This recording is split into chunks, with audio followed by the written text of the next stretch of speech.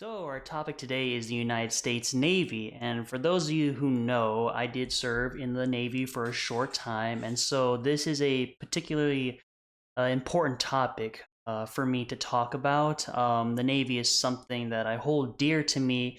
And although I only served for a very short time, it instilled in me some very important lessons that have stuck with me throughout my time since being discharged. And one of the things that the Navy taught me is that, or one of the things I found out early on is that when you join the Navy or really any other branch of our military, you come to realize that everybody there is different. Everybody there that's joining, they come from all different kinds of backgrounds, like religion, where they came from the country. Everybody there is different. But one thing that the Navy taught me is that even though we are all different, we can put those differences aside and we can all come together and win the battle. So the Navy kind of teaches how our differences can make us stronger. And that truth can only take you so far, in my opinion. And what I want to talk about real quick is something that really grieves me inside because, as a United States Navy veteran, nothing disappoints me more than what our Navy is promoting now. And a lot has changed in 5 years, and I say 5 years because that's when I was discharged, and I can't believe how further downhill, in my opinion, the Navy has gone in terms of morality.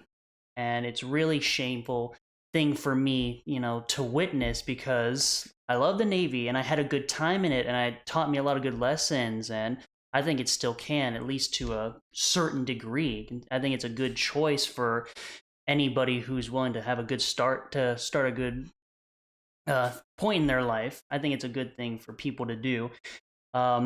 So when I see what's happening in the Navy right now and what they're advocating for, it's really disheartening for me, whether it be that they're allowing their sailors to advocate for BLM, which is, in my opinion, a terrorist group that, is terrorizing the American homeland. I don't know why an organization like that is allowed to really exist here in this country. And I really got to be careful again with what I say because YouTube might take this video down, but you folks can't deny the fact that BLM is, they're run by maniacs. And you can see on the news what BLM actually does to America here. And it's quite disheartening that the Navy would actually allow their sailors to advocate for BLM. And I thought this was a joke at first, and it wasn't. And that's a real shame to me.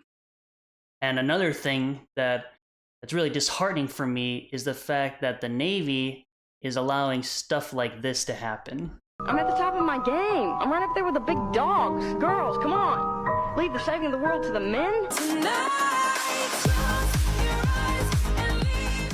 Now, one thing I will say is that, here in America, we have freedom of speech. We have the freedom to believe whatever we want, pretty much. And that's our right here in this country, and that's one thing that makes America the greatest country on earth.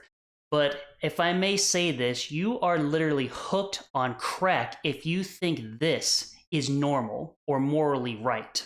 I'm at the top of my game. I'm right up there with the big dogs. Girls, come on. Leave the saving of the world to the men. From my point of view, that is disgusting. And sometimes I wonder what God himself thinks when America, when we were once a solid Christian nation when we were founded, have turned into this. Sometimes I wonder how God thinks when he sees America promoting stuff like this. I'm sure he's really disgusted by it. I mean, if us Christians are disheartened and grieved by this and we find it disgusting, imagine how the creator of the universe must think. I mean, it's truly reprehensible, and I can't believe stuff like this actually happens in our country, much less, the United States Navy. And I know some of you, including myself, are wondering, like, why is this stuff happening in not just the Navy, but all our military branches, and how is this even possible? Well, apparently the Secretary of Defense doesn't even know himself.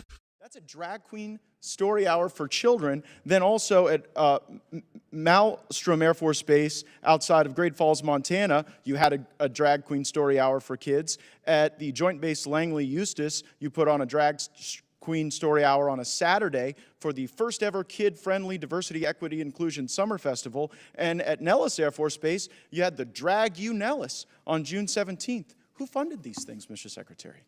Listen, drag shows are not something that the Department of Defense supports or funds. So. But wait, why are they happening on military bases? I just showed you the evidence. Why are they happening?